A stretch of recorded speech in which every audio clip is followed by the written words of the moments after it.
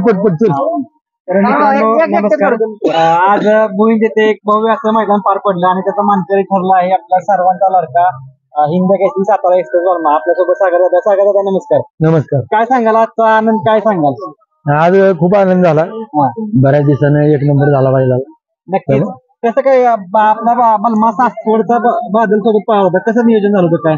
अरे अक्षय नियोजन बैलांचं अक्षयच करतो. अक्षयने नियोजन करून त्या सासवडच्या बैलावर चांगली गाडी पळाली. गट सेमी फायनल पण चांगला पळाली. नक्कीच. कसं काय आजचा बलमाचा एकंदरीत फायनल पळ कसा वाटला? कारण साताराचा आपला हक्काचा मैदान होता आणि बैलांना नाराज केलं ना आपल्याला बलमाने. बैल शक्यतो नाराज करत नाही. आता हे तुम्हाला पण माहित आहे की मैदान तुम्ही आता बघता. आज चांगलाच बैल पळाला. नक्कीच. आणि आजचं मैदान कसं झालं एकंदरीत, काय वाटतंय? मैदान अतिशय चांगल्या प्रकारे चांगले नियोजन होतं मैदानाचं. एक नंबर मैदान. सागर शेठ, आज बालमाच्या गाडीवरती ड्रायव्हर कोण बसले होते? आप्पा ड्रायव्हर कारुंडेचे बसले. आप्पा ड्रायव्हर कारुंडेकर बसले होते. तिन्ही फेरे त्यांनीच गाडी पळवली. त्यांनीच गाडी आणली. तिन्ही फेरे गाडी अतिशय सुंदर अशी पळाली आणि सुट्टा निकाल घेतलाय तिन्ही फेरे गाडीने. हो, आज गाडी चांगलीच पळाली. दोन्ही पण बैल एका मापाची लागली आणि मन जोडून दोन्ही बैल पळत होते. त्यामुळे चांगली गाडी मला बैल पुरतो त्या दिवशी बैल एकच नंबर असतो बैलाचा. आणि प्रत्येक वेळेस बालमाचं एक वेगळं आकर्षण म्हणजे हेच असतं की ज्या ठिकाणी कसलाही गाजावाजा नसतो त्या काही ठिकाणी बालमा जाऊन एक नंबर करतो. ही त्याची पाठीमागचा इतिहास आहे त्याचा. नाही, इतिहास आहे. जरा मध्यंतरी काळ जरा बाहेर चाललेला, पण आता परत बैला लागलाय रुटीनला. आजपासून चांगला पडेल गाडी परत येते. नक्कीच. आणि यामागे तुमचा म्हणजे वजीर ग्रुपचा खूप मोठा हात आहे, काय सांगाल वजीर ग्रुप बद्दल? नाही, वजीर ग्रुपचे आमचे सर्व मुलांचा यामागे खूप मोठा वाटा आहे आणि सर्व मुलं एक जीवानं काम करतात.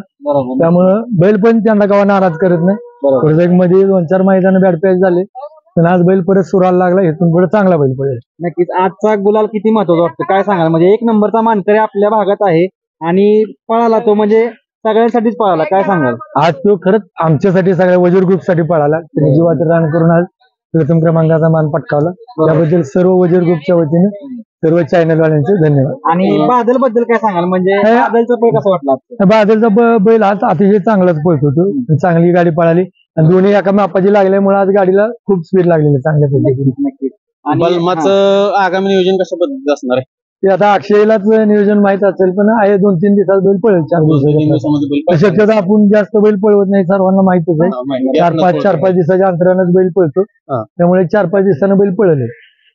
नक्कीच. आणि काय सांगाल बालमाचा आता स्वभाव तुम्हाला कसं वाटतं? कारण मी आले पण लोक सगळेजण सेल्फी वगैरे घेतात, पण छान झालाय. पण नाही, बैल आता जसं वय होत चालले तसं बैल जरा शहाण्यागत झालाय आणि बैलाला पण माहित आहे लोक आपल्यासाठी एवढे फोटो काढायचे, त्यामुळे बैल पण शांत राहतो आता.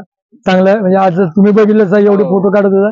थोडासा आता त्याला अंधार पडल्यानंतर तो आम्हाला पण मारतो, त्यामुळे थोडासा आता बिघडल्या दिसतोय. नंतर चांगला बैल आज शांत पळाला आणि चांगली गाडी पळाली. नक्कीच. तुम्हाला खूप साऱ्या शुभेच्छा. येणाऱ्या पुढच्या मैदानात बालमाने कमबॅक जोरात केला आहे. नक्कीच पुढे असंच गुलाल घेत जाईल, तुम्हाला पण आनंद देईल. ही तुम्हाला शुभेच्छा. धन्यवाद. बालमाच्या पुढील वाटचाली शुभेच्छा. धन्यवाद.